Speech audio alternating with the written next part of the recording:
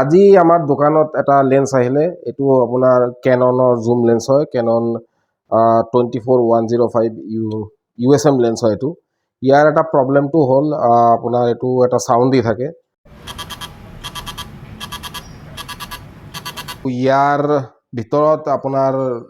যিবিলাক জুম focus ring আছে সেইবিলাকো কিবা কাৰণত ডেমেজ হৈ আছে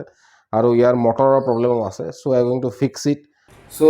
এই লেন্সটো এতিয়া ৰিপেয়াৰ হৈ গ'ল এণ্ড মই এতিয়া এটা অন কৰি চলাই আপোনালোকক দেখুৱাই আছোঁ লেন্সটোৰ পুৰা কাম ভালদৰে চলি আছে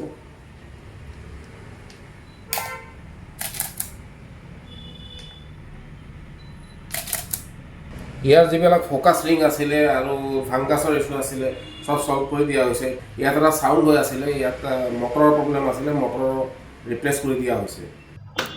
সো আপোনালোকে যদি কোনো ধৰণৰ লেন্স ৰিপেয়াৰ কৰিব বিচাৰে বা কেমেৰা ৰিপেয়াৰ কৰিব বিচাৰে তেন্তে হ'লে আমাৰ লগত কন্টেক্ট কৰিব পাৰে